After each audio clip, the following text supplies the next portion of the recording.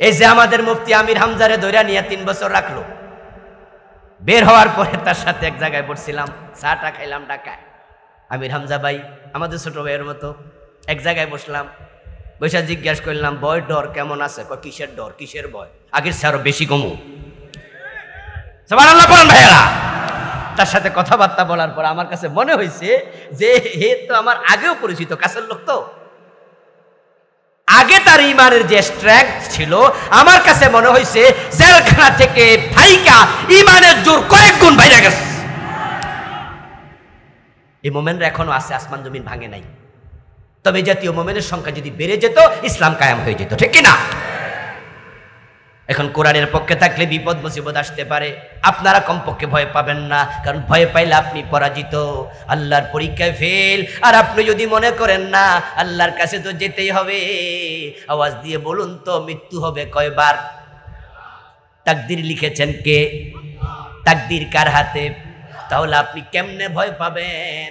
জেলখানায় যদি আপনার বাত রিজিকে থাকে, বাহিরে থাকার সুযোগ তো নাই। রাস্তায় আপনার হাঁটতে যাইয়া জেলে চলে গেছে, বাজারে দোকানদারি করতে গেছে, 2 দল মারামারি লাগছে, লাইগা এক দলের এক দল মাইরা গেছে পলাইয়া, পুলিশ বাইরে পথ থেকে ধরে গিয়েছে 20-30 জন। এমন লোক আছে যে মারামারি হয়েছে জানেই না। এই ভাই আপনাদের কাছ থেকে আমি জানবো, যারা বোঝেন জবাব দেন, বিনা দোষে জেল খাটে এমন লোক আছে না নাই? কারণ তাকদীরওয়ালা যখন লিখছে হেতের কিছু বাত আল্লাহ জেলখানা লিখে রাখছে। আর যার তাকদীরে জেলখানার ভাত নাই, তাকে জেলখানার যে জেলার আছে হে বেটাও জোর কইরা ধরে নিতে পারবে না। দুনিয়ার কারো ক্ষমতা নাই তাকে জেল খাটাবে, কারণ তাকদীরের মালিক কে? তো হক কথা বলতে, হকের পথে চলতে কেন ভয় পাবেন? এরপরে এবার বলুন তো রিজিকের মালিক কে? কেউ চাইলে কি আপনার রিজিক কমাতে পারবে? অসম্ভব, অসম্ভব। তাম দুনিয়ার সব মানুষ যদি আপনার পায়ে ধরে রাখে, সবাই ধরে পায়ে ধরে নিচের দিকে টানে, আর আমার আল্লাহ যদি আপনার 2 হাত ধরে আসমানের দিকে টানে, উপরের দিকে টানে, আপনাকে নিচে নামানোর ক্ষমতা দুনিয়ার সব মানুষেরও হবে না। আল্লাহ যদি আপনাকে দিতে চায়, ঠেকানোর ক্ষমতা কারো নাই। তো রিজিকের ভয় কিসের? এবার বলবেন দৌড়া যদি মাইরালায় তো মৃত্যু হবে কয়বার? মৃত্যুর সময় কি নির্ধারিত না অনির্ধারিত? মৃত্যুর স্থান নির্ধারিত না অনির্ধারিত? তো মৃত্যু একবার হবে, কোথায় হবে? আল্লাহ আপনারে জন্ম দুনিয়া পাঠানোর আগে সেটা ফাইনাল কইরা ফেলছে। ঈমান বাড়ান, দেখবেন যে হক বলতে আপনারা ডরই লাগবে না। قال النبي صلى الله عليه وسلم إذا قضى الله لعبد أن يموت بأرض جعل له إليها حاجة। মানুষ মায়ের পেটে প্রথম 40 দিন থাকে বীর্য আকারে, পানি আকারে, পরে 40 দিন থাকে রক্ত আকারে আলাকা, তৃতীয় 40 দিন থাকে মাংসপিণ্ড আকারে মুদগা, 340-120 দিন যখন চলে যায়, আল্লাহ কোরআনে বলেন ফাকাসাউনাল ইজামা লাহমা, আমি তখন ওই মাংসের ভিতরে হাড্ডি ঢুকাইয়া ওই হাড্ডিটাকে চামড়া দিয়া ঢেকে মানুষ বানাই। 340-120 দিন গেল। 120 দিন যাওয়ার পর আপনার ডিজাইন পরিপূর্ণ হলো, স্ট্রাকচারাল ডিজাইন তৈরি হলো, হাত পা চক্ষু কর্ণ নাসিকা এভরিথিং ইজ ওকে। আপনি as like as a doll, আপনি একটা ফুতুল আকৃতি পেয়েছেন আপনার মায়ের পেটে, কিন্তু আপনার নড়াচড়া নাই, কারণ রুহের জগৎ থেকে এখনো রূহ আল্লাহ পাঠায় নাই। আমার প্রিয় ভাই, আপনার রূহ আসবে, 4 মাস পূর্ণতা পেল। রাসূলুল্লাহ সাল্লাল্লাহু আলাইহি ওয়াসাল্লাম বলছেন, এবার একজন ফেরেশতা আসে মায়ের পেটে, আল্লাহ পাঠায় ও ফেরেশতা, যাও যাও যাও, অমুক গ্রামে অমুক বাড়িতে আমার অমুক বান্দির পেটের মাঝে আমি আমার এক গোলাম বানাইছি, তুমি যাও তার পেটের ভিতরে ঢুকো, ওই গোলামের মাথার পাশে বসো, আমার বান্দির মাথার পাশে বসো, পেটে মেয়ে হোক আর ছেলে হোক, আপনার পাশে এসে ফেরেশতা বসেছে। আল্লাহ আবার বলে 4টা জিনিস লেখো, ওয়ায়াকতুবু আজালাহু ওয়া রিজকাহু ওয়া আমালাহু ওয়া শাকিয়্যুন আম সাঈদ। রাসূলুল্লাহ বলেন 1 নম্বরে লিখছি হায়াত পাইবা কয়দিন, মরবা কোথায়, কোন জায়গায়, কখন, এটা আগে ফাইনাল করো।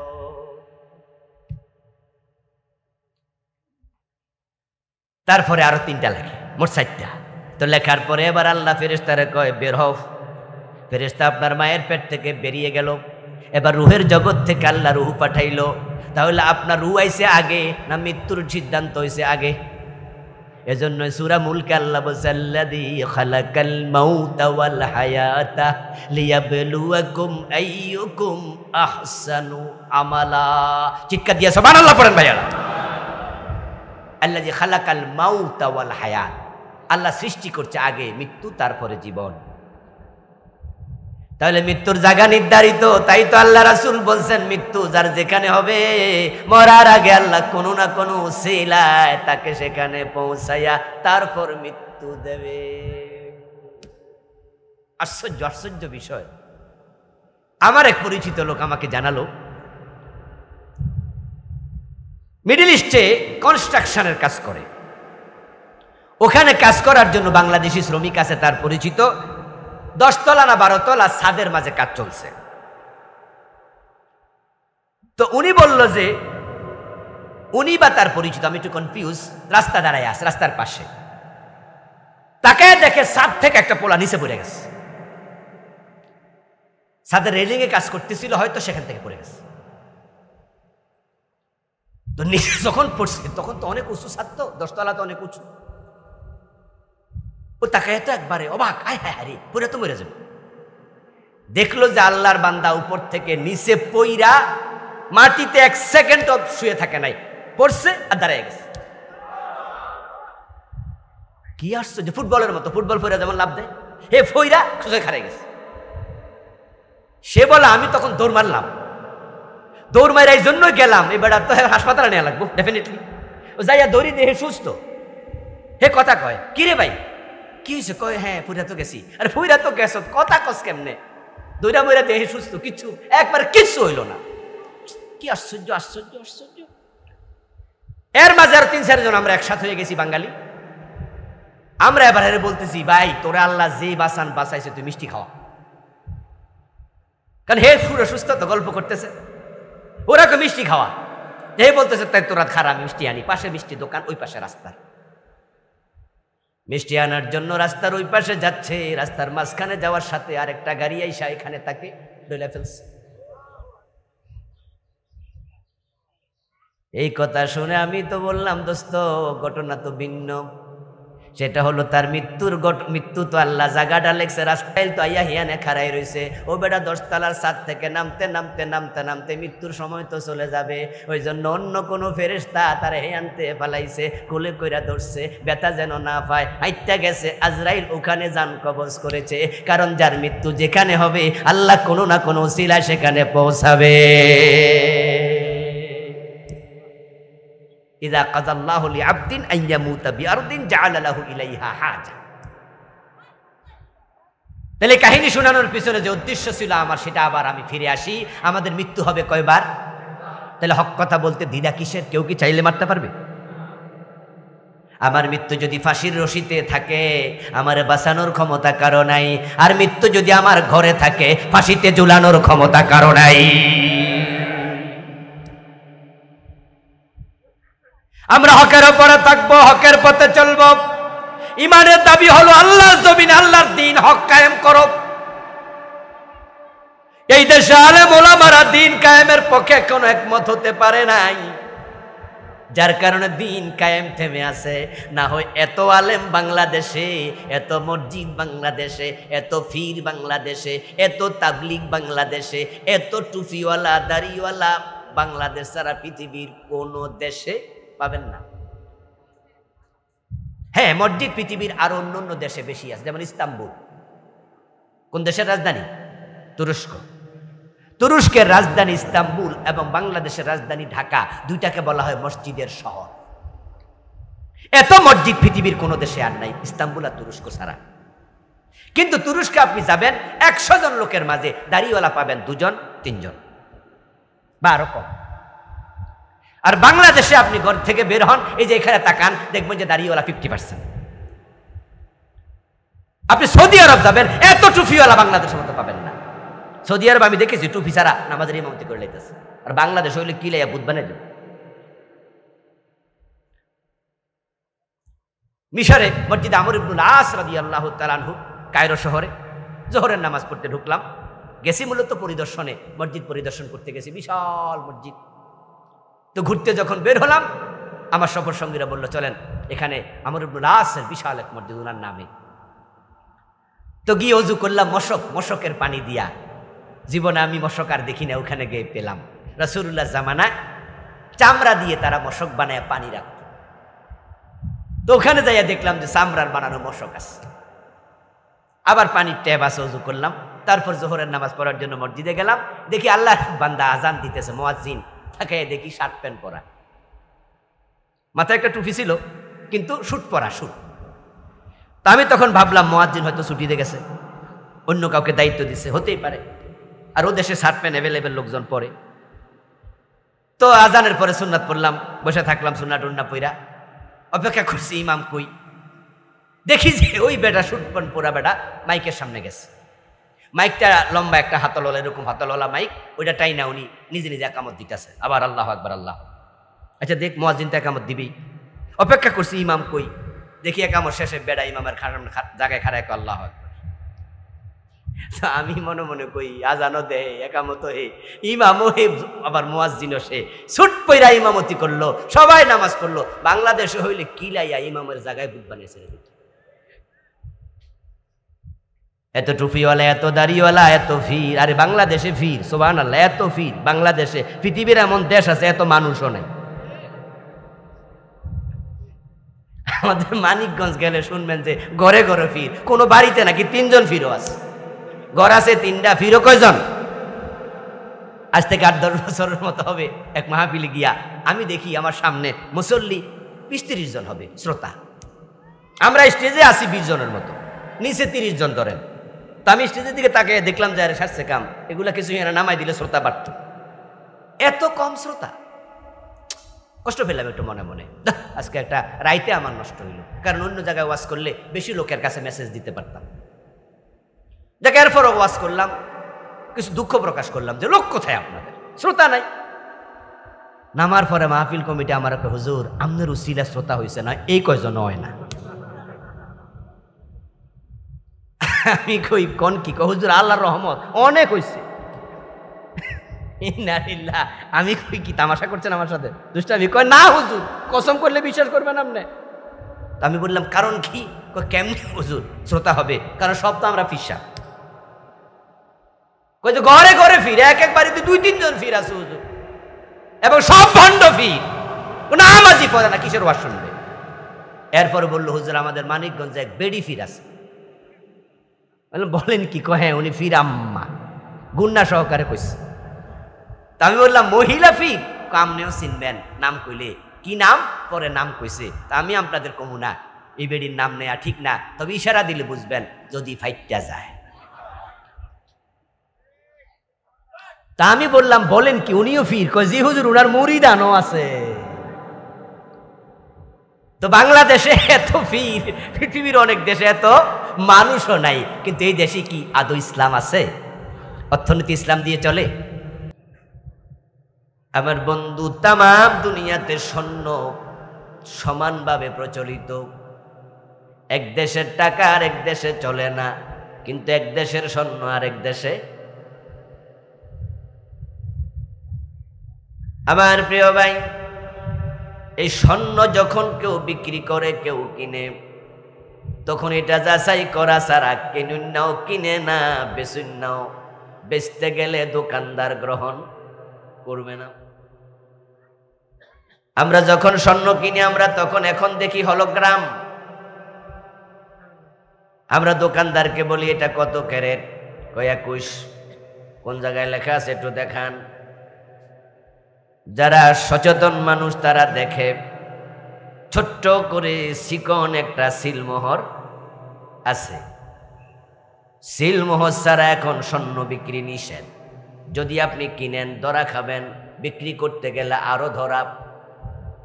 কেনুন না বলবে এটা অনেক আগের স্বর্ণ, এটা অ্যানালগ, এটা ডিজিটাল না। সিলমোহর দেখে কিনবে। আপনি দোকানদার থেকে শিওর হলেন এটা 18 গ্রাম, এটা 18 carat, 19 carat, 20 carat, 21 carat, 22 carat. আর আপনি যদি বিক্রি করতে যান তাহলে দোকানদার গসা মাইরা দেখবে কষ্টি পাথরে এটা কত ক্যারেট নাকি এটা ইমিটেশন। যাচাই করা ছাড়া কিনে না, কারণ স্বর্ণের মাঝে ভেজাল আছে। 500 টাকার নোট, 1000 টাকার নোট আমরা যখন একজন আরেকজনকে দেই তখন আমরা কোনায় দইরা গসা মারি। 10 টাকার নোট গসা মারছেন কয়দিন? কথা কয় না। 10 টাকার নোট, 5 টাকার নোটে কোনোদিন গসা মারছেন নি? তো 1000 টাকায় গসা মারেন, কারণটা কি? কারণ এটা দামি তাই এটা নকল হয়। 10 টাকার নোট পাগলও নকল বানায় না, কারণ এ জানে কাগজের দাম উঠবো না। ঈমান হলো আল্লাহর জমিনে আল্লাহর দেয়া সবচেয়ে বড় দামি নেয়ামত। এর চেয়ে দামি কোনো নেয়ামত আর নাই। এই জন্য কার ঈমান খাঁটি, কার ঈমান বেজাল, আল্লাহ কয় আমিও যাচাই করা ছাড়া তাকেও জান্নাত দেব না। এখন আপনাদের যাদের ঈমান আছে পরীক্ষার জন্য প্রস্তুতি নেন, কারণ আল্লাহ কইছে আমি পরীক্ষা ছাড়া ছাড়তাম না। আরে কায়দা আল্লাহ তাআলা বললেন পরীক্ষা যে আমি করবো, কি কি দিয়ে করবো শোনো। পরীক্ষার সিলেবাস শোনো। আমরা যারা এসএসসি, এসএসসি, দাখিল, ফাজিল, আলেম, কামেল, দাওরা, মেশকাত, জামাত বিভিন্ন পরীক্ষা দেই। হুট করে পরীক্ষা হইয়া যায় নাকি আগে সিলেবাস ঘোষণা হয়? সিলেবাস ঘোষণা হয় বছরের একবারে শুরুতেই। তারপরে এবার মাসিক পরীক্ষা হয়, ত্রৈমাসিক হয়, ষান্মাসিক হয়, বার্ষিক হয় সিলেবাসের আলোকে। কারণ সিলেবাস না দিয়া যদি ছাত্রকে প্রশ্ন লেখা দেয় ছাত্রের বিপদ হবে, বুঝবে না, প্রস্তুতি হবে না, ফেল করবে। তো আমার আল্লাহ আমাদের পরীক্ষা না নিয়ে ছাড়বে না বলল, তাই পরীক্ষার সিলেবাস অন্য আয়াতে আল্লাহ নিজেও ঘোষণা। সিলেবাসটা জানতে চান কিনা? তো না জানলে পরীক্ষা দিবেন কেমনে? কারণ যদি আপনি মুমিন হন, ঈমান থাকে, আল্লাহ কয় পরীক্ষা ছাড়া ছাড়মু না। এতে বোঝা যায় মুমিন আপনি, আপনারও পরীক্ষা হবেই। সিলেবাসটা সহজ। এদেশের লোকেরাই সিলেবাস অনেকেই জানে, কারণ যে আয়াতে সিলেবাস বলেছে সেই আয়াত নামাজের মাঝে ইমাম সাহেবরা প্রায় তেলাওয়াত করে। আমার সাথে সিলেবাসটা একটু পড়ে ফেলুন। ওয়ালানাবলুওয়ান্নাকুম বিশাইইম মিনাল খাউফি ওয়াল জু' ওয়া নাকসিম মিনাল আমওয়ালি ওয়াল আনফুসি ওয়াস সামারাত ওয়া বাশশিরিস সাবিরিন। সুবহানাল্লাহ। এই আয়াত হলো সিলেবাস। ওয়ালানাবলুওয়ান্নাকুম, অবশ্যই আমি আল্লাহ তোমাদের পরীক্ষা করব। শব্দ বড় শক্ত, লামে তাকিদ নুনে সাকিলা। ওয়ালানাবলুওয়ান্নাকুম, শুরুতে লাম, ওয়ার পরে লাম, ওয়াও হলো আতফ, লাম হলো তাকিদ, এরপরে আছে নুনে সাকিলা আর একটা তাকিদ। বাংলা অর্থ দাঁড়ালো আমি নিশ্চয়ই নিশ্চয়ই তোমাদের পরীক্ষা করব। কে বলতেছে? আল্লাহর কথার মাঝে কোনো কিছু মিস হয়, খেলাফ হয়, যিনি তিনি যা বলেন সেটা ফাইনাল। আমি অবশ্যই পরীক্ষা করব। কে দিয়ে পরীক্ষা করব? মিনাল খাউফ, ভয় দিয়ে। ভয় দিয়ে আমি বলবো হারাম খাইও না, শয়তান তোমাকে ভয় দেখাবে, না খাইলে গরিব হইয়া যাইবি। আমি বলবো ওজনে কম দিও না, মালে ভেজাল দিও না, শয়তান তোমাকে ভয় দেখাবে। তাহলে তুমি তো আস্তে আস্তে কইরা বিপদে পড়বা, দরিদ্র হইবা। দেশে জিনিসের দাম যেমনে বাড়তেছে, অন্য অন্যরা হারাম খাইয়া বড় লোক হয়, তুমি তাদের মতো বড় লোক হইতে পারবা না। তুমিও হারাম খাও, শয়তান দারিদ্রতার ভয় দেখাবে।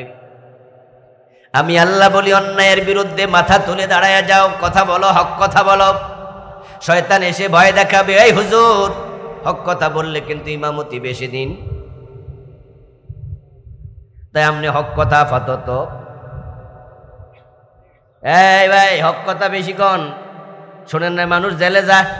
শয়তান আপনারে বলবে বেশি হক কথা কইলে কিন্তু জেলে যাওয়া, তাই আপাতত চুপ।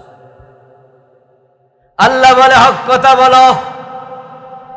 কুনু কাওয়ামিনা লিল্লাহ শুহাদা বিল কিসত ওয়ালাউ আলা আনফুসিকুম ওয়া বিল ওয়ালিদাইনি ওয়াল আকরাবিন।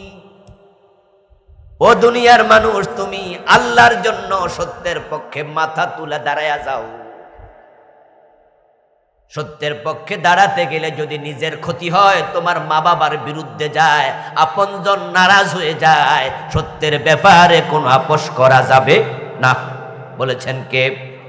কুনু কাওয়ামিন, তোমরা দণ্ডায়মান হয়ে যাও। শয়তান বলে না না না, এই কথাটা কইলে তোমার বাবা নারাজ হবে, এই হক কথা কইলে তোমার ভাই নারাজ হবে, এই হক কথা কইতে গেলে এলাকার চেয়ারম্যান সাহেব খেপা যাইও। গ্রাম্য সালিশে আপনিও গেছেন, কিছু কিছু ব্যাপারে গ্রামে ফয়সালা হয়, দরবার হয়। আপনাদের এই নান্দাইলে আসেনি? এটা কি হোসেনপুর নি? নান্দাইল এই সিস্টেম আসেনি? আছে। গ্রাম্য দরবারে যাইয়া বিচারক ৩-৪ জন দেখলেন যে এমন ভাবে ৫টাই না কথা কয়, ৬০টাই না কথা কয়। আপনি বুদ্ধিমান, আপনি বুঝা ফেলছেন এই ৩ জনই ঘোষ খাই আইছে, নয় বেড়া ৬০টাই না কেন।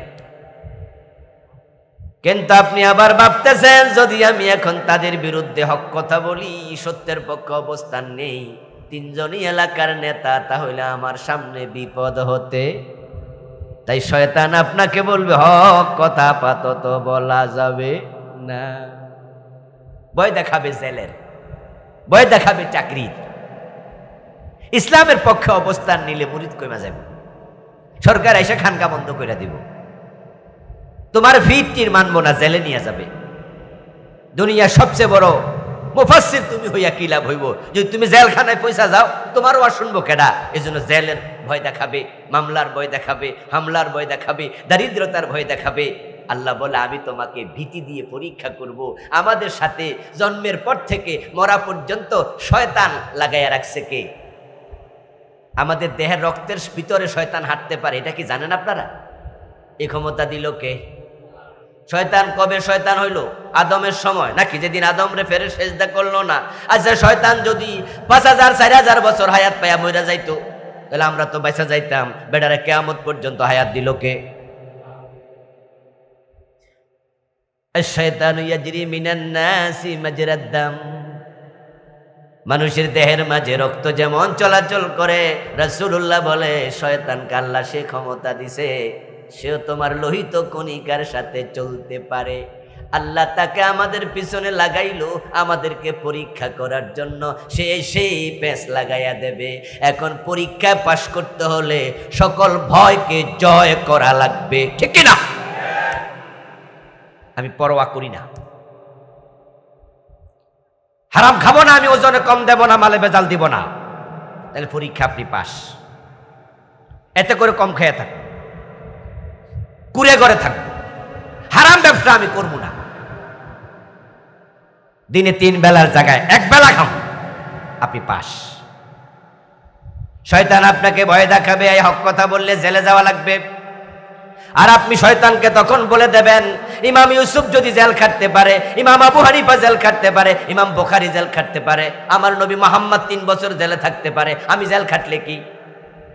ইউসুফ নবী জেল খাটে নাই, আমি খাটলে অসুবিধা কি? পাস। হক কথা আমি বলবই। চাকরি চলে গেল অসুবিধা কি? আমার রিজিকের মালিক কি চাকরি না আল্লাহ? হক কথা বলবো, চাকরি চলে যাক। হক কথা বললে মাহফিল বন্ধ হয়ে যাবে, ওয়াজ বন্ধ হবে, হলো হোক। হক কথা বললে জেলখানা যাওয়া লাগবে, ফাঁসিতে ঝুলা লাগবে, অসুবিধা কি? আমির হামজা যদি কলিজা দিতে পারে আল্লাহর জন্য, আমি ফাঁসির রশি গলায় নিতে অসুবিধা কি? আমি হক কথা বলবোই। ভয়কে যে জয় করবে সে আল্লাহর পরীক্ষা পাস, আর যে ভয়ে হক কথা বলবে না আল্লাহর পরীক্ষায় ফেল। এখন বাংলাদেশে পাশওয়ালা লোক বেশি না ফেলওয়ালা? হক কথা বলার লোক সমাজে অনেক কম। ইমামতি চলে যাবে, খতিব হক কথা বলে না। মাদ্রাসার চাকরি চলে যাবে, প্রিন্সিপাল শিক্ষকেরা হক কথা বলে না। এই যে আলিয়া মাদ্রাসাগুলোর লাইব্রেরিতে বেড়া বুড়ির ছবি একসাথে ঝুলাই রাখা লাগে, মহিলার ছবি আলিয়া মাদ্রাসার প্রিন্সিপালের অফিসে আছে না নাই? প্রিন্সিপালরা এই লইয়া কয়টা মিটিং করছে, কয়টা মিছিল করছে যে আমরা আমাদের মাদ্রাসার মাঝে মহিলার ছবি ঝুলাবো না? একটা মিছিল করছে, প্রতিবাদ করছে?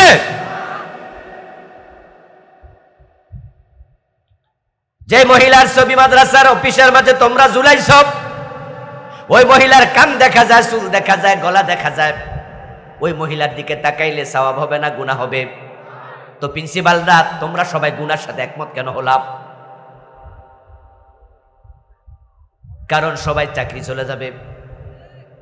আমার বন্ধু, আপনি কি বলবেন হুজুর, আপনিও তো চাকরি করেন, আপনি কোন কেন? আমরা তো বুঝি, কারণ আপনি তো মাহফিল কইরা পয়সা পান। ও দোস্ত, মাদ্রাসা চাকরি গেলে মাহফিল আমারে খাওয়াইবো, হক কথা বললে মাহফিলও তো বন্ধ হতে পারে। চাকরি চলে যাক, মাহফিল বন্ধ হয়ে যাক, ইমান বাঁচাতে হলে হক কথা বলতেই হবে,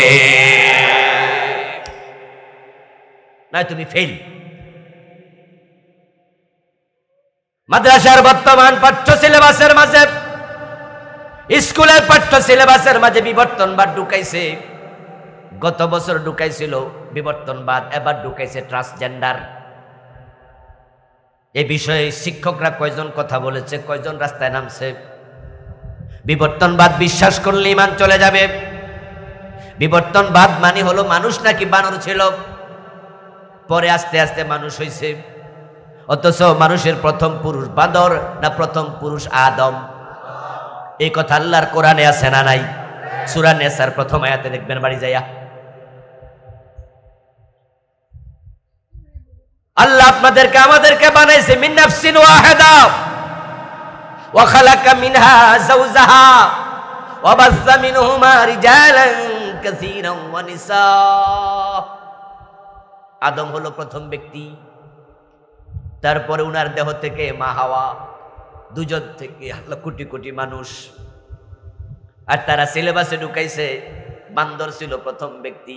কোরআনের উল্টা চিন্তা মাথায় লালন করলে ঈমান থাকবে, কাফের হয়ে যাবেন, কফর। এবার ঢুকাইছে ট্রান্সজেন্ডার। শরীফার গল্পের মোড়কে সমকামিতার সাপ্লাই বাংলাদেশে দেওয়ার ষড়যন্ত্র শুরু হয়েছে। মাদ্রাসার হুজুররা রাস্তায় নামা দরকার, স্কুলের স্যারেরা রাস্তায় নামা দরকার। কারণ ট্রান্সজেন্ডার স্কুলেও দিছিল, স্কুলেও আছে, মাদ্রাসায়ও আছে। স্কুলে যারা পড়ায় তারা কি মুসলমান নয়? তো তারা রাস্তায় নামে না কেন? স্কুলের হেডমাস্টারের রুমে, স্যারের রুমে যে মহিলার ছবি, ওদিকে তাকাইলে কি গুনাহ হবে না? তো স্কুলের হেডমাস্টার স্যার রাস্তা নামে না কেন?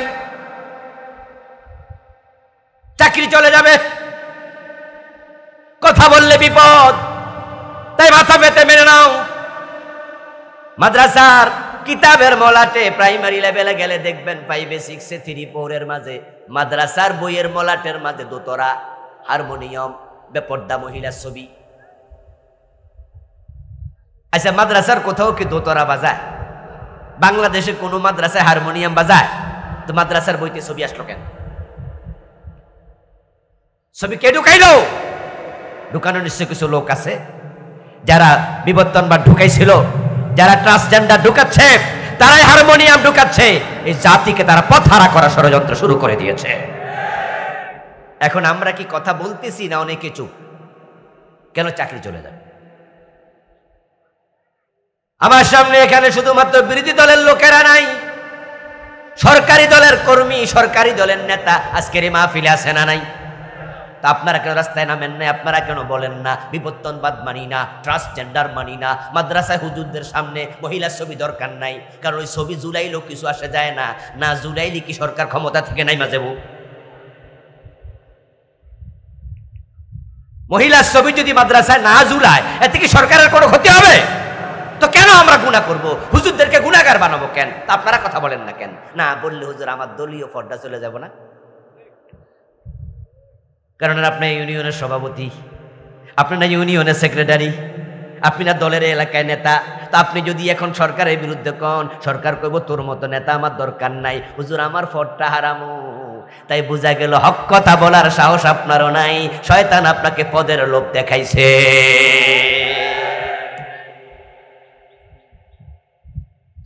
পরে বলে মাঝখানে দরকার নেই,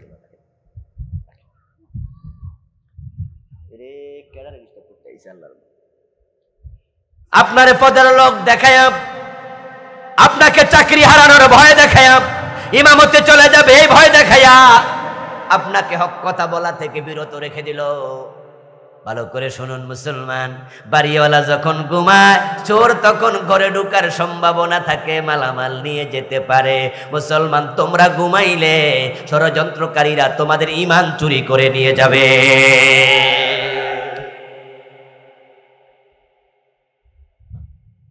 এই জন্য কোনো ভয় পাওয়া যাবে না। আল্লাহ কয় ভয় দিয়ে আমি পরীক্ষা করব। মিনাল খাউফি ওয়াল জো মানে খুদা, খুদার ভয়। চাকরি চলে গেলে বেতন চালু থাকে না বন্ধ হয়? এই কথা বলেন। চাকরি চলে গেলে বেতন চালু থাকে না বন্ধ হয়? তাই বলে হক কথা বলিও না, বেতন গেলে খাইবা কি? খুদার ভয় শয়তান দেখাবে। হক কথা বলার কারণে যদি জেলে চলে যাওয়া লাগে, জেলে গেলে কৃষি কাজ কে করবে, ব্যবসা কে করবে, পরিবারের লোকরে কে খাওয়াবে? তাই তোমার ক্ষুধার ভয় শয়তান তোমাকে দেখাবে। আল্লাহ বলে আমি ক্ষুধা দিয়া তোমাদের পরীক্ষা করব। এখন ক্ষুধাকেও জয় করতে হবে। আমরা মুসলমান, আমরা বলে দেব হকের উপরে আছি, হকের পথে থাকবো, কম খাইয়া থাকবো, হারাম খাবো না, সত্য কথা বলবো, চুপ করে থাকবো না। আমরা তো সেই মুসলমান যাদের বছরে 1 মাস দিনের বেলায় উপাস থাকা ফরজ। ও শয়তান তুই আমারে ক্ষুধার ভয় দেখাইস না। কি বছরে কি 1 মাস দিনের বেলা খাওয়া যায়? সামনে আইতাছি এই মাস, দিনের বেলা খাওয়া যাবে? খাওয়া কি আমাদের যে জায়েজ না হারাম? উপাস থাকা নফল না ফরজ? তো আমি তো সেই মুসলমান, বছরে 1 মাস আমি খাই না, দিনের বেলা উপাস থাকি, কিসের ক্ষুধায় ভয় দেখাস শয়তান আমাকে? আমি হক কথা বলবই, হকের উপর থাকবই। আর চুপ করে থাকবেন। আস-সাকিতু আনিল হাক্কি শায়তানুন আখরাস। যারা হক বলবে না, হকের পথে থাকবে না, তারা হবে বোবা শয়তান। কি হবে? কি হবে? এখন সমাজে কি বোবা শয়তানের সংখ্যা কম না বেশি? জানি না, আপনি তাদের একজন কিনা, আত্মসমালোচনা করুন। কারণ সমাজের লোকেরা যদি হকের পক্ষে কথা বলা শুরু করত, সত্যের পক্ষে কথা বলতো, তাহলে আমাদের কোনো বোন তার বাবার সম্পদ থেকে বঞ্চিত হতো না। কিন্তু এমন অনেক বোন আছে, বাপ মরছে 10 বছর আগে, এখনো নিজের হক পায় না, জালেম ভাই বোনকে তাড়াইয়া দেয়। ঠিক কিনা? যা তুই যা, কিসের সম্পদ, যা দেবো না, পারলে তুই নেই। বোন কাঁদে, রাস্তা দাঁড়ায় দাঁড়ায় কাঁদে। পাশের বাড়ির মেম্বার সাহেব হাইটা যায়, কানতে দেখা জিগায়, কি গো মরিয়ম কান্দস কেন? তো মারিয়াম হলো এলাকার পাশের বাড়ির ভাতিজি। তো বলে চাচা কানমু না, ছেলেরে বিদেশ দেবো ভাবছিলাম, আমার বাবার যে জমি আমি পাই ওইটা বেচা কিনা কিছু টাকা পয়সা হইলে ছেলেরে বিদেশ পাঠাইতাম। টাকার জন্য ভাইয়ের কাছে আসছিলাম যে ভাই আমার জমিটা তুমি একটু বেচে টেচে দাও, বা তুমি রাখলে রাখো, আমার কিছু টাকা পয়সা দাও। আমার ভাই আমার এতগুলা কইয়া বাইর করে দিচ্ছে, বাইরো বাইরো। এই কথা শোনার পরে এলাকার মেম্বার সাহেবের উচিত ছিল হকের পক্ষে অবস্থান নেয়া। উনি বলতো, কি কস তুই এসব? এটা কি মগের মূল্যক নাকি? তুই তো তার জমি চাস নাই, তুই তো বাবার জমি চাইছ। তো বাবার জমিতে যদি তার হক থাকে, তোর হক আছে না নাই? তো সন্ত দেখি এদের জিগাই আমি, কেন জমি দেবে না? এই অমুক কই তমুক কই, দুজন আমার সাথে আসো তো ভাই, তার একটু জিগাই। কিন্তু মেম্বার সাহেব মনে মনে ভাবে, এখন যদি আমি হেরে জিগাইতে যাই আগামী বছর ভোট দিবনি।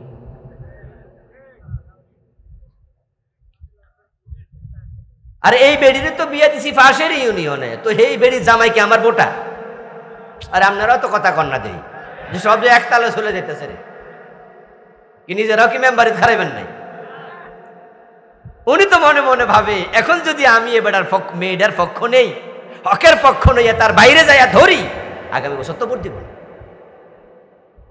আর এই বেড়ি তো ফাঁসের ইউনিয়নে, তো বেড়িও ভোটার না, আমার বেড়ি জামাইও ভোটার না, তো অযথা সত্যের পক্ষ নিয়া আমি কি ভোটার হারামু? আস্তে কইরা কইয়া দে, বাতিজি মরিয়ম, তোর মায়ের পেটের ভাই যদি জমি না দেয় আমি কি করতাম ক? মানে বুঝাই দিল আমার আন্তরিকতার কোনো অভাব নাই, কিন্তু তোর মায়ের পেটের ভাই জমি দেয় না, আমি কিনতাম ক? আস্তে করে চলে গেছে। আমার বন্ধু, যদি হকের পক্ষে আমরা অবস্থান না নেই, তাহলে অন্যায় সমাজটা খেয়ে ফেলবে, ঠিক কিনা? গ্রাস করে ফেলবে। আপনি দেখবেন একটা বিচারে যদি 100 জন মানুষ থাকে, একটা গ্রাম্য দরবারে 100 জন লোক থাকে, তার মাঝে গোশ খাইয়া 2 জন 3 জন 4 জন 5 জন, বাকি 95 জন গোশ খাইয়া আসে নাই।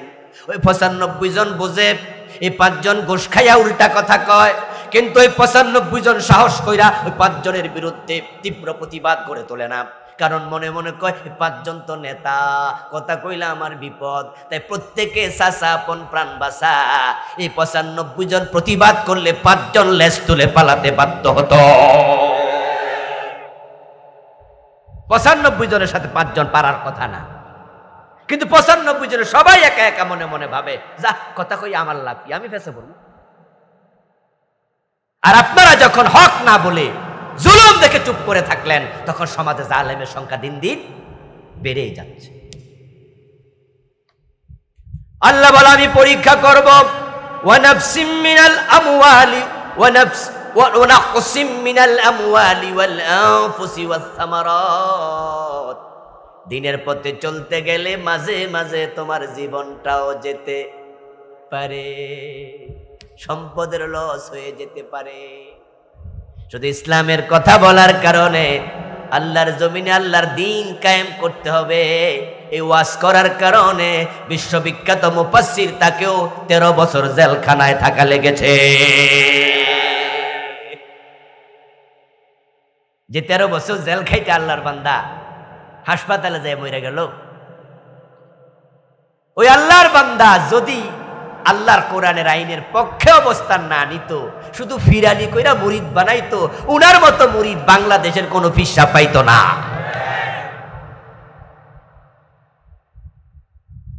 আল্লাহর কোরআনের পক্ষে কথা বলার কারণে আল্লাহর কত প্রিয় বান্দা, সৎ মানুষ, যাদের রাজনৈতিক জীবনে 2 টাকা তসরুপ করার কোনো প্রমাণ কেউ দিতে পারে নাই, এমন নিরপরাধ মানুষগুলাকেও ফাঁসির রশিতে ঝুলানো হয়েছে, জীবন চলে গেছে।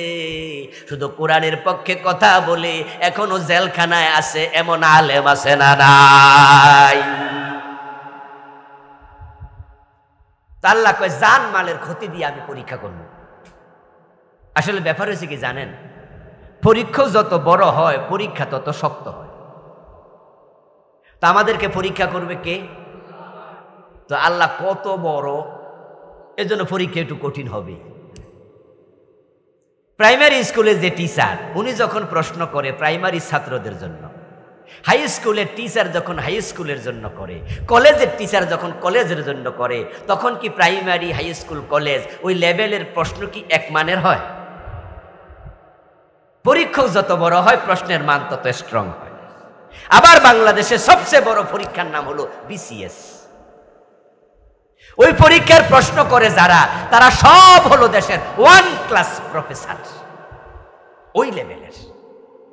এই জন্য বিসিএস পরীক্ষা যারা দিতে যায় তাদের প্রস্তুতি নিতে হয় অনেক বেশি। বিসিএস এর সিলেবাস মহাসাগরের মতো, সেখানে যে জেনারেল নলেজ আছে, এই যে গতকালকে আমাদের ঢাকা শহরে একটা রেস্টুরেন্টে আগুন লাগা কিছু মানুষ মারা গেছে, শুনছেন তো না? গত পরশুদিন নাকি বৃহস্পতিবার রাত বিসিএস পরীক্ষা যদি আজকে ভাইবা হতো, এমনও হতে পারতো ওই ভাইবাতে এই প্রশ্ন করতো যে কোন রেস্টুরেন্টে আগুন লাগছে, কতজন মারা গেছে বলো। এর মানে দাঁড়ালো এই বিসিএস পরীক্ষার সিলেবাস মহাসাগর। আবার এই পরীক্ষা যদি পাশ করে, হে বেটা কি ছোট অফিসার না বড় অফিসার? ইয়েস, ডাইরেক্ট ম্যাজিস্ট্রেট বানিয়েছিলেন সরাসরি সে কিছুদিন পর 1 ক্লাস অফিসার। আমার বন্ধু আল্লাহর পরীক্ষায় পাশ করলে ডাইরেক্ট জান্নাত, সুবহানাল্লাহ পড়েন। তো যে পরীক্ষা পাশ করলে জান্নাত পাওয়া যায়, যে জান্নাতের সবচেয়ে ছোটটা হলো 10 দুনিয়ার সমান বড়। তো বিসিএস পরীক্ষা পাশ করলে আপনি ট্রেনিং শেষে 1 ক্লাস অফিসার, সরকারের বড় কর্মকর্তা। যে বিসিএস পাশ কইরা পুলিশে যে টিকে, ওই বেডা পাশ করার পরে যখন জয়েন করে তখনই থাকে এসপি। কথা বুঝেন তো আপনারা? কি থাকে? এর মানে ও বেটা ওসি সে ছোট না বড়? যে বেটা ওসি হয়েছে খবর নিয়েন, কেউ 25 বছর 30 বছর চাকরি কইরা ওসি হয়েছে, আর এই বেটা চাকরি এখনো শুরু করে নাই, যাই বইছে ডাইরেক্ট এর বস হইয়া। যে ওসি 25 বছর চাকরি 30 বছর চাকরি কইরা ওসি হয়েছে, আর যে বাচ্চা ফোলা বিসিএস এ পুলিশে টিকছে, বাচ্চা ফোলা পান বয়স কত তার? 22, 23, 25, 30-এর পর তো চান্সে নাই। 25 বছর 22 বছর 23 বছরের পোলা পান, এখন সে কি হয়ে গেল? সে হয়ে গেল এসপি। হে গিয়ে চেয়ারে বসলো, বসার পরে ওসি তার বাপের বয়সী আইসা খারে কব,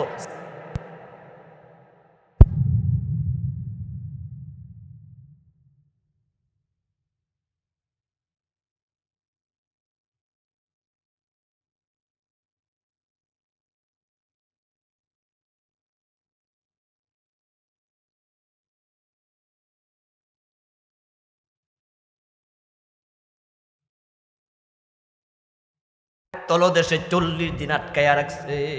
কানা মিনাল মুসাব্বিহিন লালাবিসা ফি বাতনিহি ইলা ইয়াউমিন ইউবাসুন। আল্লাহ কোরআনে বলতেছে ফালতাকামাহুল হুত ওয়া হুয়া মুলিম। ইউনূস নবীকে একটা বড় মাছে গিলে ফেলেছে।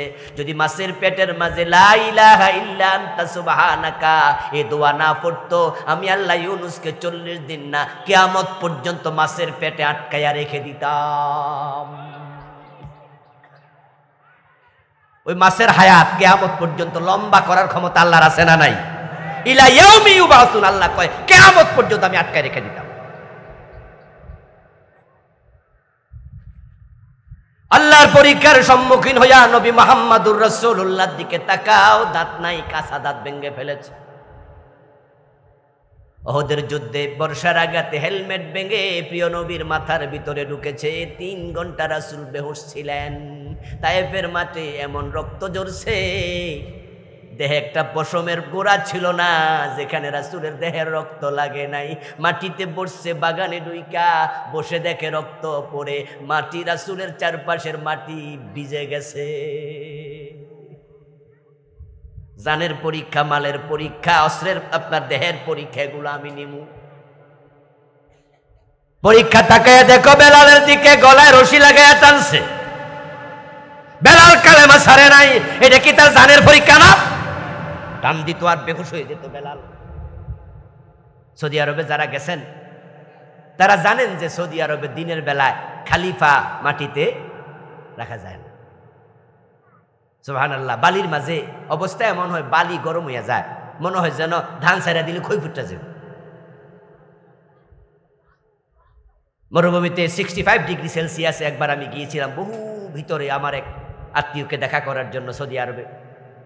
প্রচন্ড রোদ। নামলাম গাড়ি থেকে, নেমে তারপরে জুতা খুইলা বালির মাঝে পা রাখছি, যে পা রাখা যায় না। একবার মসজিদে নববীতে আমার জুতা গেছে হারাইয়া। মাঝে মাঝে জুতা হারাইয়া যায়, চুরি হয় বলা যাবে না, হারাইছে বলি এটাই ভালো নাকি? আচ্ছা, যদিও সেখানেও চোর আছে, আল্লাহর ঘরেও পকেট মাইর আছে। তাওয়াফ অবস্থায় টাকা নিয়ে যাবে, সাবধানে যাই ওখানে গেলে।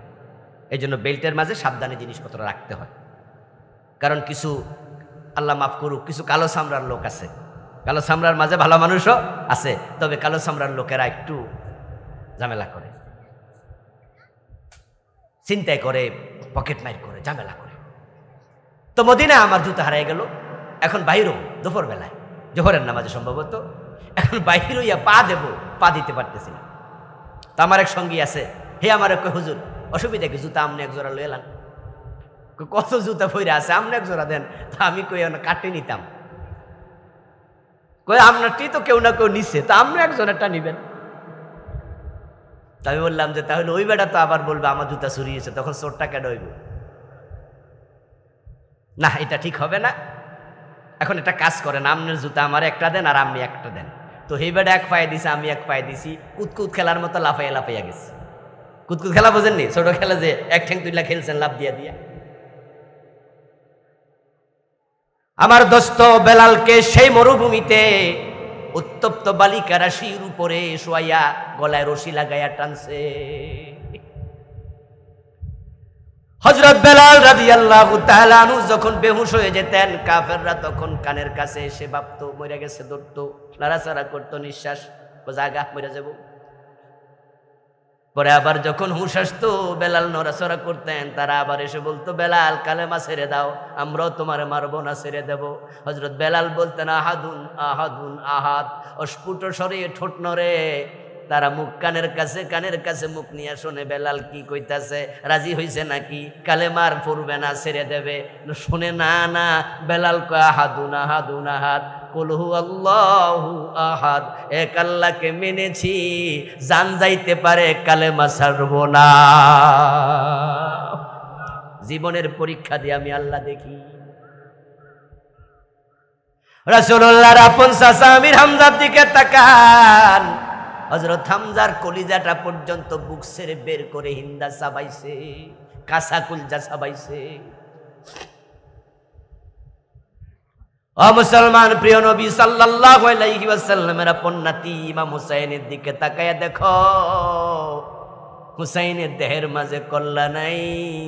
কারবালার প্রান্তরে শহীদ করার পরে দেহ থেকে কল্লা কাইটা আলাদা কইরা বর্ষার আগার মাঝে ঢুকাইয়া ওই কারবালা থেকে দেমাশকে নিয়ে গেছে মানুষরে দেখাইয়া দেখাইয়া, আর বডির উপরে ঘোড়া দাবড়াইয়া রক্ত মাংস হাড্ডি থেকে আলাদা করে দিছে। হযরত হুসাইনের দেহের অবশিষ্ট অংশ চিহ্নিত করা যায় নাই, একসাথে লইয়া কবর দিছে। কোনটা হুসাইন তার দেহ দেখে আর চেনাই যায় নাই। আল্লাহ যত বড়, তার পরীক্ষা হবে তত বড়। কালান নবী সাল্লাল্লাহু আলাইহি ওয়াসাল্লাম আশাদ্দুন নাসি বালান আল আম্বিয়া সুম্মাল আমসালু ফাল আমসাল। প্রিয় নবী যে জন্য বলছেন, সহিহ বুখারীর হাদিস, এই দুনিয়াতে ঈমানের পথে চলতে যাইয়া যত পরীক্ষা এসেছে, সবচেয়ে বেশি পরীক্ষা করেছেন যাদেরকে, তারা হলো আল্লাহর নবী। হযরত জাকারিয়া আলাইহিস সালামকে করাত দিয়ে দুই টুকরো করা হয়েছে, দুই টুকরা, একবারে মাথা থেকে পা পর্যন্ত কেটে। ওনার ছেলে আল্লাহর নবী ইয়াহইয়া, ওনাকে হত্যা করা হয়েছে। ওয়া ইয়াকতুলুনান নাবিয়্যিনা বিগাইরি হাক্কিন। আল্লাহ তাআলা কোরআনে বলে তারা নবীদেরকে অন্যায়ভাবে কতল করেছে। এই আয়াতের তাফসীরে প্রিয় নবীজি বলছেন, একদিন সকালবেলায় 43 জন নবীকে বনি ইসরাইলের লোকেরা এক জায়গায় একসাথে জবে করছে। কতজন? 43 জন একসাথে জবাই করে ফেলছে। ওই নবীদের যারা উম্মত ছিল, মুহিব্বিন ছিল, তারা বিকাল বেলায় প্রতিবাদ করছে, বলছে কেন মারলা, কেন মারলা। তখন তা থেকে ধরে 120 জনকে বিকাল বেলায় জবাই করছে। ইমানের পথে চলা সহজ নয়। চুপ করে থাকো, তোমার শত্রু হবে না। অন্যায় দেখে চুপ করে থাকো। আর আমরা তো সে পথ অবলম্বন করছি, তাই সমাজে হাজারো অন্যায়, আমি চুপ। মানুষকে বোবার কোনো শত্রু নাই, আমি সুবিধাবাদ জিন্দাবাদ। আমার বন্ধু কাক উড়ে বেড়ায় চারদিকে, কেউ কোনোদিন কাক ধরে খাঁচায় পালছে, বন্দি করছে। আর ময়না চান্স পাইলে দইরা খাঁচার ভিতরে ঢুকায়, এটারে দইরা রাখে, এটারে কথা শিখায়, এটারে আদর করে, এটারে বন্দি করে। কিন্তু কাক হে উড়ে বেড়া, হেরে কেউ ধরে না। একদিন খাঁচার ভিতরে ময়না আর কাকার পাশে আইসা বইছে, পাশে বইসা খাসার দিকে তাকায়া ময়নারে কয়, এটা শোনা কথা, আমি তো আর ময়নার কথা কাকের কথা বুঝি না, হয়তো কোনো লেখক লিখছে, তিনি বলতেছেন তার ভাবনায় আসছে, সে বলতেছে ময়নারে তোরে মানুষ বাইন্দা রাখে দেখ, আর আমি কত স্বাধীন, আমি উড়ে বেড়াই ঘুরি, কেউ আমারে বান্ধে না। বলতো কারণ কি? কাকে বলে কারণ তো একটা, ময়না বলে কারণ শুধু একটা, আমি কথা বলি তুই কথা জানস না।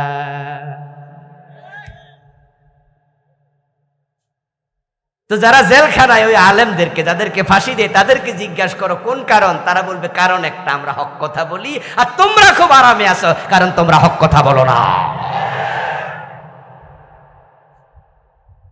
আল্লাহকে আমি পরীক্ষা করবই। কত ফিসা হুজুর আছে ও শুই না কয়, কি কয়, আমার বাবা ফির, আমি ফির, আমার পোলাও তো ফির, আমরা তো পরীক্ষাই নেই, খুব আরামে আছি, জানের ক্ষতি নাই, মালের ক্ষতি নাই, বরং সব দল আইসা আমরা তো দোয়ানে। এই মসজিদে 40 বছর খতিবগিরি করি, কি হুজুর আমনে কোন পরীক্ষা? বরং যত দল এই 40 বছর আইছে, এলাকার এমপি মন্ত্রী আমার আইসা দোয়ানে। ঠিক কিছু হুজুর আছে দেখবেন পেট এত মোটা হয়েছে, খাইতে খাইতে কোনো বিপদ নাই, মুসিবত নাই, গর্দান এত মোটা হয়েছে, ফুলের মালা, কোনো ফাঁসির রশি নাই, বড় আরাম।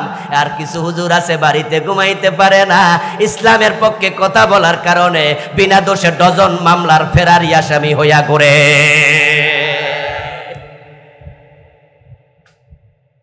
আপনি হক কথা বলবেন না, আপনার কোনো পরীক্ষাই নাই, আপনি খুব আরাম। তবে হাসরের ময়দানে আল্লাহ আপনারা যখন ধরবে তখন বিপদ হয়ে যাবে। তুমি তো আমার পরীক্ষায় ফেল মারছো, তুমি তো ভয় পাইছো, রিজিকের ভয়, ক্ষুধার ভয়, জানের ভয়, মালের ভয়, এসব চলবে না। আমার বন্ধু আল্লাহ তাআলা পরীক্ষা করবেন কাকে? যারা মুমিন। এবার বলুন তো যারা মুমিন না তাদেরকে পরীক্ষা করবেন? নো আহাসিবান নাস আন ইউতরাকু আন ইয়াকুলু আমান্না ওয়া হুম লা ইফতানুন। যারা বলবো ঈমান এনেছি, আমি মুমিন, আল্লাহ কয় তারে আমি পরীক্ষা ছাড়া ছাড়বো না। এখন যদি আপনার জীবনে বিপদ মুসিবত না আসে, পরীক্ষা না আসে, হুমকি দমকি না আসে জালেমদের পক্ষ থেকে, তাইলে বুঝে নেবেন ঈমানদারের তালিকায় আপনার নামটাই ঢোকে নাই। যে মুমিন না তার কিসের পরীক্ষা?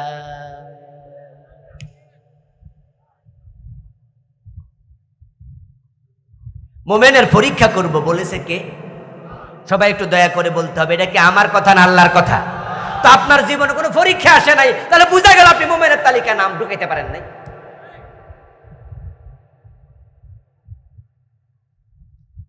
পেশা বুজুর ওয়াজ করতেছে,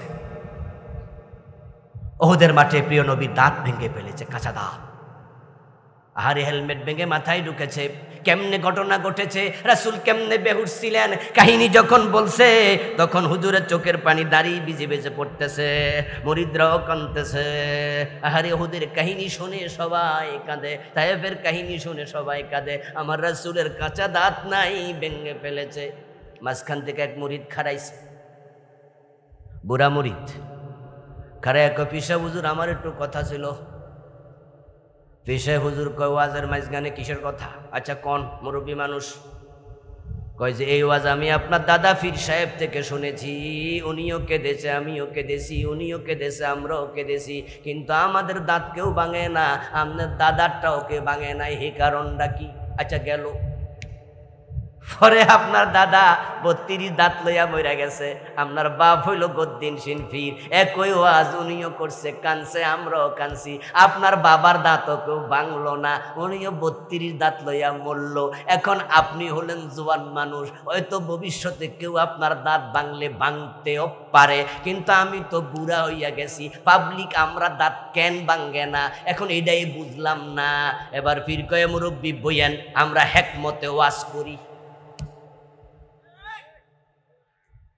কেমন ওয়াজ করে? এমন ওয়াজ করি যে ওয়াজে কারো গায়ে হিট আইয়া না, তো হিট না আইলে মারবে কেন? তাহলে বুঝা গেল আমার রাসূল হিকমত বুঝে নাই, তাই পাবলিক খেপা মার দিছে। ইব্রাহিম নবী হিকমত বুঝলো না, নমরুদ আগুনে ফালাইয়া দিছে। মূসা আলাইহিস সালাম হিকমত বুঝি বুঝলো না, ফেরাউন উনারে দেশ থেকে বাধ্য করেছে। আমার দোস্ত, তুমি হিকমত না, বরং তুমি সত্য গোপন করো, এটার নাম হিকমত না। সত্য গোপন করা যাবে না, বরং কৌশলে সত্যকে তুলে ধরার নাম হিকমত। যারা চুপ থাকে তারা বোবা শয়তান হয়ে যায়। তুমি বোবা শয়তানের তালিকা, তোমার পরীক্ষা কি? আমার প্রিয় ভাইয়েরা, এখন হক কথা বলতে গেলে বিপদ মুসিবত আসবে।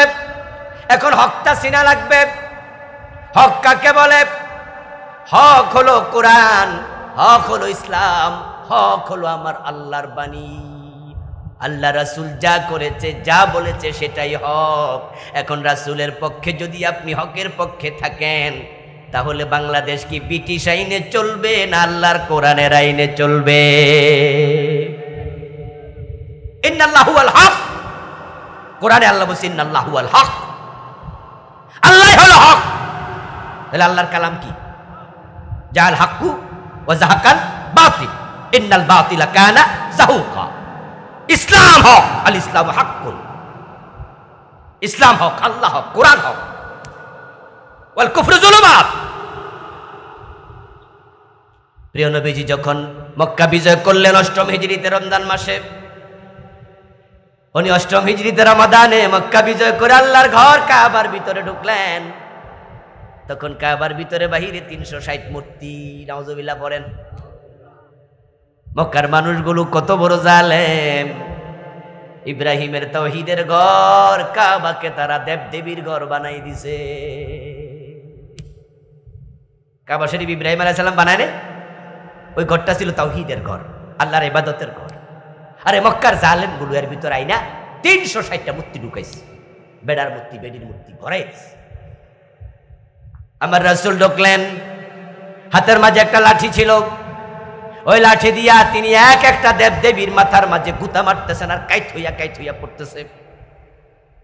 তখন আমার রাসূলের মুখে ছিল কোরআনের সে আয়াত যেটা আমি মাত্র পড়লাম, আবার পড়ছি, আপনারাও যারা পারেন পড়ুন।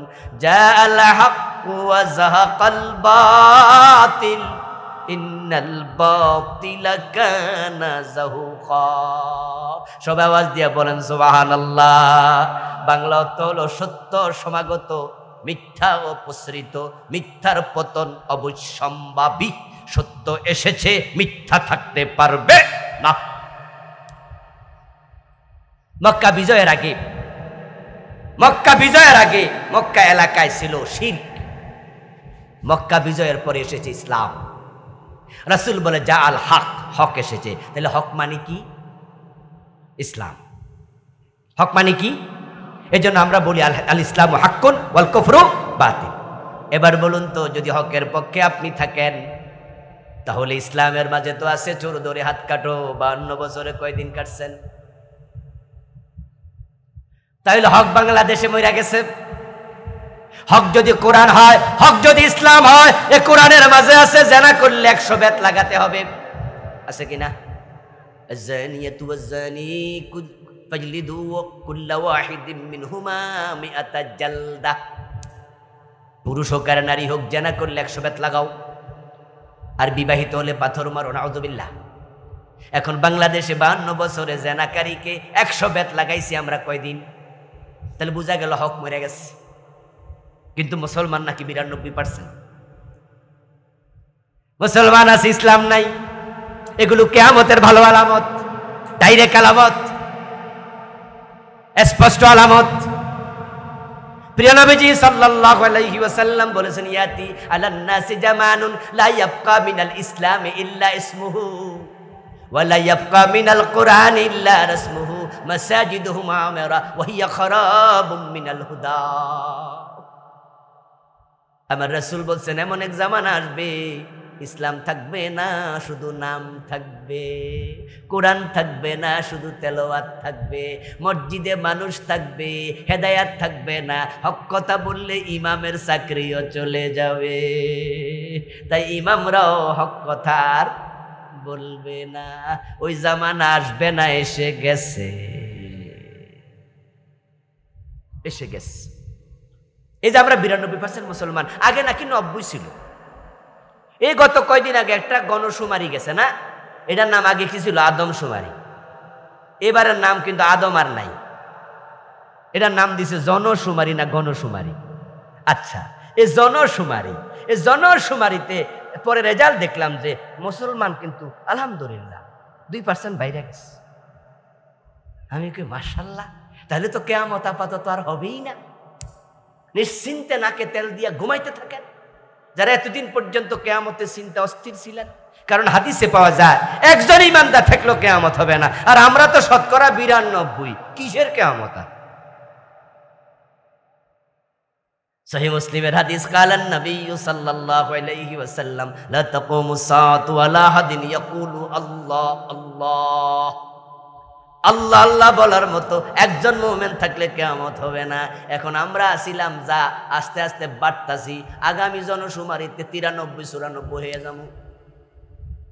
যখন দেশটা স্বাধীন হয়েছে 71-এ, তখন মানুষ ছিল 7.5 কোটি। 50 লাখ বাদ দেন, 7 কোটি মুসলমান, 50 লাখ হিন্দু, বৌদ্ধ, ইহুদি। এখন 2024 মানুষ হয়ে গেছে আমরা 18 কোটির বেশি। তার মাঝে 2 কোটি বাদ দেন কাফের, 16 কোটি মুসলমান। আগামী 5 বছর পরে 16 কোটি না আরো বেশি। তো মুসলমান একজন থাকলেও তো কিয়ামত হবে না। আমরা যেমনে বাড়তাছি কিয়ামত হইব কেমনে? বাংলাদেশের ঠেলাই কিয়ামত বলে, আর পৃথিবীর অন্য অন্য দেশের মুসলমান তো আছে। আমি বলি দোস্ত, 92% তোমরা মুসলমান দাবি করো, তোমার দেশে ইসলাম মরে গেছে, আইন চলে না কোথাও কোরআনের, শুধু তেলাওয়াতে বুঝি ইসলাম। না না দোস্ত, কাজীর গরুর মতো কেতাবে আছে, গোয়ালে নাই। আসল মুসলমান যদি 51% থাকতো, কত আগে দেশটা আল্লাহর কোরআনের আইনে চলতো। 92 তো দূরের কথা, 51% নাই। কয় পার্সেন্ট আছে আল্লাহ জানে। আমার প্রিয় ভাই, এই যে আমার হাতে একটা কাগজ আছে, এই কাগজে যদি আমি লিখি পোয়াকার পা নরসিকার নেই, উচ্চারণ কি হবে? মাশাআল্লাহ। কাগজটা ভিজে যাবে সাথে সাথে। যদি লিখি সরাইয়া গরু সুগার গু দন্তান্ন, উচ্চারণ কি হবে? কাগজটা কি পুড়ে যাবে? কারণ কি? লেখায় আছে, বাস্তবে নাই, ঠিক না? এই যে পানি লেখছি, এটা কি বাস্তবে? লিখায় আছে, বাস্তব পানি। বাস্তব পানি হলো ভিজে যাইতো। এই যে লেখছি আগুন, পড়ে নাই, কারণ বাস্তবে আগুন নাই, লেখায় আছে। বাস্তব আগুন হলো পুড়ে যেত। 92% মুসলমানের দরকার নাই, বাস্তবে যদি মুসলমান 51% হতো, কত আগে সমাজ ইসলাম কায়েম হয়ে যেত, কোরআনের আইনে রাষ্ট্র চলতো। চলে না, চলে না। এতে প্রমাণ হলো ভোটার লিস্টিতে আছে, বাস্তবে তো মুসলমান নাই। এখন বাস্তবে যদি না থাকতো, আসমান জমিন থাকলো কেমনে? উত্তর হলো একবারে মুসলিম শূন্য আমরা এখনো হই নাই। আলহামদুলিল্লাহ, এই যে আমরা এখনো আছি, আমরা আল্লাহর আইনের পক্ষে এত সিরিয়াস, এত হক কথা বলি।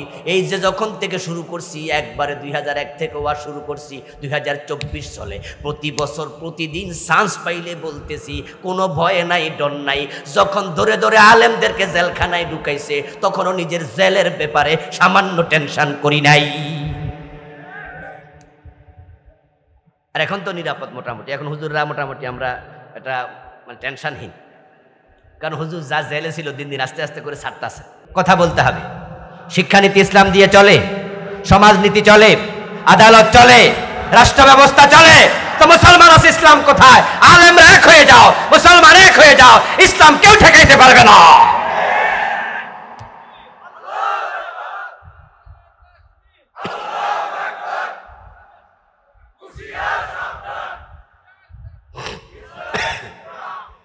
আমার ভাইয়েরা, আলেমদের যেখানে এক হওয়ার কথা, সেখানে আলেমরা আরো গুতাগুতি করতেছে, ঠিক না? হ্যাঁ, এই টাইমে সিলেবাসকে কেন্দ্র করে আলেমদের ঐক্যবদ্ধ হওয়ার কথা। ট্রান্সজেন্ডার যদি দেশে প্রতিষ্ঠিত হয়ে যায়, এই দেশের বাচ্চারা কাফের হয়ে বড় হবে, ক্লাস 7 ঈমান হারিয়ে ফেলবে। ওই ট্রান্সজেন্ডার ক্লাস 7-এ ঢুকাইছে শরীফ আর গল্পের মোড়কে। মাদ্রাসার সিলেবাসে তো তার হারমোনিয়াম ঢুকেছে। আমি শুরুতে বলেছি, কথা ছিল এই মুহূর্তে আলেমরা এক হয়ে যাবে, এক হইয়া আলেমরা বিরুদ্ধে অবস্থান নেবে। কিন্তু না, হঠাৎ করে দেখলাম যে আমরা আমাদের মাদ্রাসার সিলেবাসে একটি ইসলামী দলের নেতা ইসলামী দলকে কটাক্ষ করে আকীদা বিভ্রান্ত বাতিল মতবাদ এরকম দিয়া প্রশ্ন ঢুকাইছে। এই টাইমে কি বিভেদের সময় না এক হওয়ার সময়? এই টাইমে এই প্রশ্ন কেন ঢুকাইলো? তাহলে বুঝতে হবে আলেমরা এক হওয়ার সম্ভাবনা দেখা দিলে পিছন থেকে কেউ না কেউ কলকাঠি নেড়ে আলেমদের আলাদা করে দেয়। এর সাথে কারা আছে খুঁজে বের করা উচিত। যেখানে দেশের আলেমরা এক হয়ে গেলে সিলেবাস সরকার সংশোধন করতে বাধ্য হতো। আমাদের এখন দাবি থাকার কথা ছিল যারা বিবর্তনবাদ ঢুকাইছে, ট্রান্সজেন্ডার ঢুকাইছে, এই সিলেবাস শুধু স্থগিত করলে হবে না, যারা লিখেছে ঢুকাইছে ওদেরকে আইনের আওতায় আনতে হবে, জরিমানা করতে হবে। কিন্তু হুজুরদেরকে ফুসলাইয়া দিয়া কে জানি অমক মতবাদ বিভ্রান্ত, তার পক্ষে দলিল দাও প্রশ্নপত্রে ঢুকাই দিছে। আর এটাকে কেন্দ্র করে এখন হুজুররা বাকযুদ্ধ, অনলাইন যুদ্ধ শুরু করছে। এক ইসলামী দল আর এক ইসলামী দলের বিরুদ্ধে কথা বলা শুরু করেছে। আপনাদের বুঝি এই প্রশ্ন লেখার টাইম আর ছিল না। আমার দোস্ত, আলেমদের মাঝে বিভেদ হতে পারে, ইখতিলাফ হতে পারে, কিন্তু এমন ইখতিলাফ করো না যে ইখতিলাফে তোমরা দুর্বল হয়ে যাবে। যখন আলেমরা আলাদা হয়ে যাবে, জালেমরা উল্লসিত হবে, তখন একজন একজন ধরে আলেমদেরকে তারা ঘায়েল করতে শুরু করবে। এজন্য আসুন প্রিয় ভাইরা, আমরা ঈমানের পরীক্ষা উত্তীর্ণ হতে চাই, আল্লাহর কোরআনের আইন বাংলার সমাজে আমরা কায়েম করতে চাই। আমার নবী মদিনা হিজরতের পরে তিনি মদিনা ইসলামী রাষ্ট্র কায়েম করেছেন। আবু বকর, ওমর, ওসমান, আলী রাদিয়াল্লাহু তাআলা আনহুম 30 বছর রাসূলের আদলে খেলাফত চালাইছে। এখন আমরা আবার সেই খেলাফার দিকে ফিরে যেতে হবে। এই প্রয়োজন যা দরকার, ঈমানের সবচেয়ে বড় পরীক্ষা, প্রয়োজন উত্তীর্ণ হওয়ার সিদ্ধান্ত নিতে হবে। আমরা যদি সিদ্ধান্ত নেই জালেমরা থাকবে, আপনি আগাবে না, আগাতে পারবে না। শাহজালালের দেশ, খান জাহান আলীর দেশ, শাহ মাকতুমের দেশ, বলেছি টুপিওয়ালা দাড়িওয়ালা পাঞ্জাবিওয়ালার দেশ, তাবলীগ জামাতের দেশ। আমরা একটু ভেদাভেদ ভুলে যাই, আমরা এক হয়ে যাই, জালেমরা চুপ হয়ে যাবে ইনশাআল্লাহ। কয়জনকে তারা মারবে? তাদের ফাঁসির রশি শেষ হয়ে যাবে, আমাদের গলা শেষ করতে পারবে না।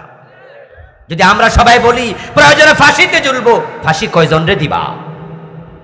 এত জল্লাদও খুঁজে পাবা না। আমরা যদি এক হয়ে যাই না, আমরা ভয় পাই না, বুক পেতে দেব বুলেটের সামনে, পিস্তলের গুলি শেষ হয়ে যাবে, আমাদের বুক শেষ করতে পারবে না। এজন্য আসুন সে পরীক্ষা আমরা উত্তীর্ণ হতে চাই। আল্লাহ তৌফিক দান করুন, বলেন আমিন। হাযা মা ইনদি ওয়াল ইলমু ইনদাল্লাহ আলাইহি তাওয়াক্কালতু ওয়া ইলাইহি উনীব। আমার প্রিয় ভাইরা, আমরা দোয়া করে একসাথে যেতে চাই। মেহরবানি করে উঠবেন না। মাহফিল কমিটি চমৎকার আয়োজন করেছে, আমরা তাদেরকে দোয়ায় শামিল